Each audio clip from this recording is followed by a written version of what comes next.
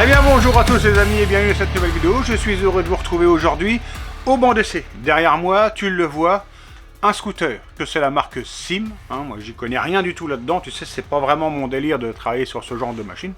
Simplement, c'est mon métier aussi. Alors aujourd'hui, c'est le scooter de la fille d'un copain.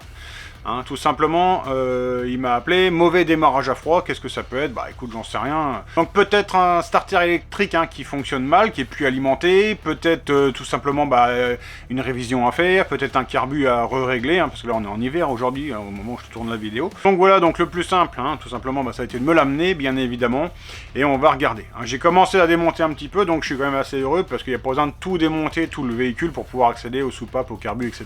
Première chose pour moi, ça a été de vérifier déjà qu'il y ait de l'huile, bien évidemment. C'est un 4 temps, donc tu dévisses la jauge, il y a de l'huile dedans, c'est bon. J'ai démonté la selle, j'ai démonté le cache d'allumage, donc du coup je peux me mettre au point moraux pour pouvoir régler mes soupapes. Donc ça va être la première étape. Après, deuxième étape, ça va être de vérifier un peu ce qui se passe au niveau du starter. Est-ce qu'il y a du courant qui arrive et est-ce que le starter est fonctionnel? Ça, c'est ce qu'on va faire tout de suite. Allez, c'est parti. Donc ici, on est sur la soupape d'admission, tout simplement. Le carburateur est ici, c'est la soupape d'admission. Et en dessous, là-bas, de l'autre côté, c'est la soupape d'échappement. Les échappements partent par en bas.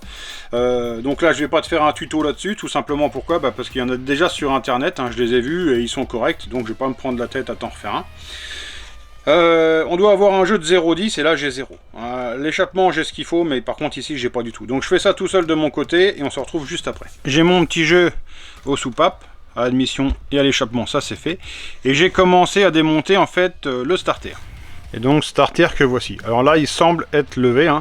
J'ai mesuré en fait l'enfoncement par rapport à ici et ce qu'il y a dans le carbu. Donc le starter semble être levé. Alors, je viens de démonter le carburateur. J'ai vu qu'il y avait une pompe de reprise dessus. Alors je me suis dit, c'est bien, si elle fonctionne bien, à la limite, ça peut remplacer le starter. J'entends par là, normalement, une pompe de reprise, c'est un système, quand tu mets gaz, sur une moto, une bagnole, enfin, le véhicule qui est équipé d'une pompe de reprise, ça balance du carburant, en fait, dans l'admission. Ça aide à donner un coup de fouet au moteur, tout simplement, sur les relances. Et donc ça, je veux dire, quand tu as plus de starter, ça peut t'aider à démarrer. Je veux dire, sur les vieilles bagnoles, c'est souvent on mettait quelques coups de gaz avant de partir pour l'aider à démarrer. Alors cette pompe de reprise, qu'est-ce que c'est? Tu vois, c'est ici. Tout simplement, là, l'essence rentre dans la cuve, qui est là. Donc ça, c'est rempli d'essence. Ici, tu as un petit perçage, en fait, qui remplit cette cavité-là. Et quand tu accélères, tu vois, ça pousse ici sur le petit piston. Et quand ça pousse, en fait, ça éjecte de l'essence, ça remonte par là et ça sort ici. Et donc normalement ça doit trisser de l'essence à l'intérieur du carburateur.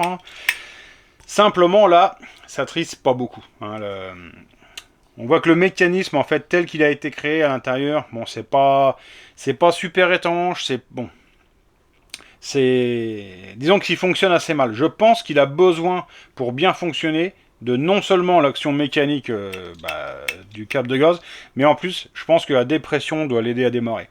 C'est dommage parce que ça aurait pu nous aider évidemment à démarrer à froid. Tu ouvres devant fort ou pas, ça change pas grand chose parce que derrière ici, tu le vois, tu as un boisseau classique. Tu vois? Et ce boisseau classique est actionné par la membrane qui est au-dessus. Donc ça veut dire que ça marche avec une dépression. Alors, ce système en fait, ça assouplit le moteur. Et je sais pas si tu le vois ou pas, mais dedans aussi, on a une cale qui nous empêche de faire lever le boisseau à fond. Tout simplement, c'est une des cales en fait qui va nous brider le moteur. On verra tout à l'heure ce qu'on peut faire avec ça.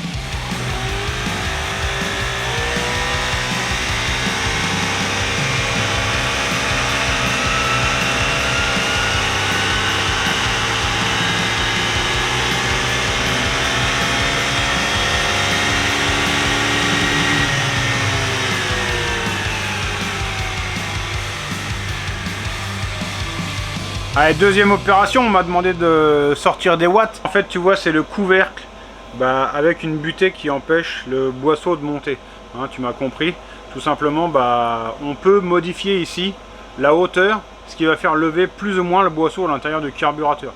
Donc ça, on va essayer d'intervenir un peu dessus. L'intervention va être assez rapide, tout simplement. On va le revisser à fond. Et ça devrait suffire.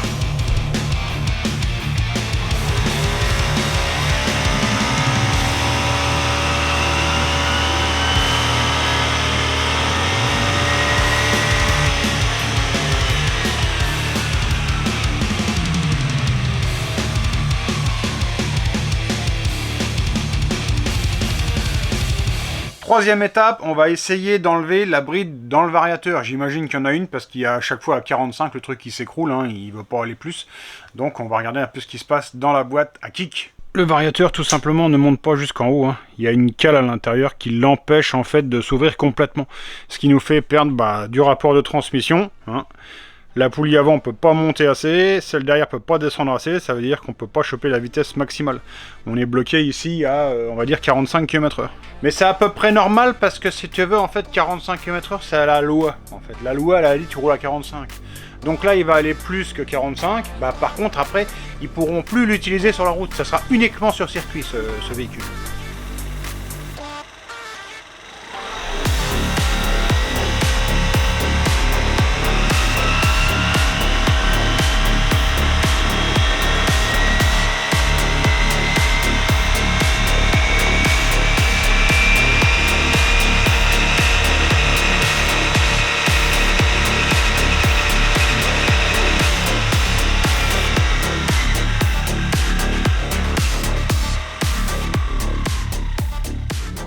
Et maintenant on est parti sur nos courbes. Alors première courbe, ça c'est la courbe à l'arrivée.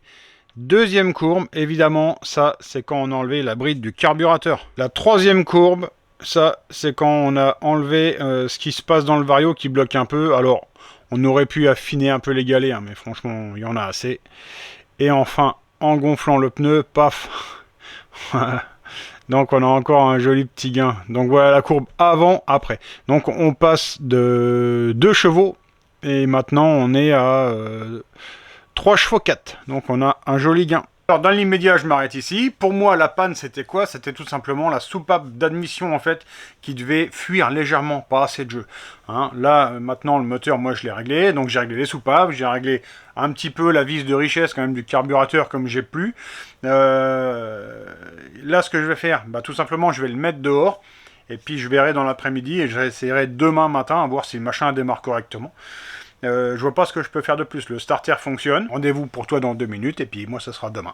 Voilà les petits potes, on est vraiment dehors, hein, à côté du scotter, tu vois même rien du tout. Le machin, il est quasiment gelé et tout. Il est trempé.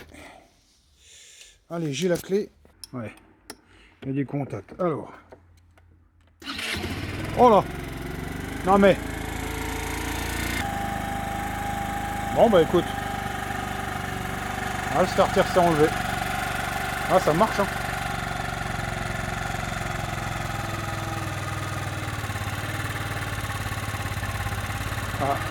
Bon écoute, ça marche impeccable. Voilà mes amis, donc on se retrouve plusieurs jours après. Le scooter est reparti et il marche super bien. D'ailleurs j'ai eu un petit vocal et puis il m'a dit je peux te le faire écouter, c'est bon. Hey salut. Bon le scoot de la Mimi, une merveille, hein. Km/h au compteur de l'Audi de sa mère et 4 au compteur de la moto de son pote à vitesse là. Donc un avion, hein, le truc. Puis il démarre au quart de tour, donc ça lui change la vie. Encore un grand merci et passez un bon Noël, hein. A plus pour le resto comme prévu. Ciao. Tu vois, ça fait plaisir. Et c'est trop peu souvent en fait, parce que en général, quand c'est pour gueuler, ça y a jamais de problème, tu reçois des messages. Par contre, quand ça fonctionne bien, c'est très rare. Et honnêtement, la dernière fois que ça m'était arrivé, je sais pas si tu vas te rappeler cette machine-là, c'était ce qu'ils appellent les G2 mal aussi liquides, là. Hein, c'était une MBK montée donc avec un 50. J'avais réglé au banc ici, etc. Et donc, quelques semaines après, je regarde, je vois c'était le téléphone donc, du client, et je dis, bon, ça y est, il y a une vacherie, quoi.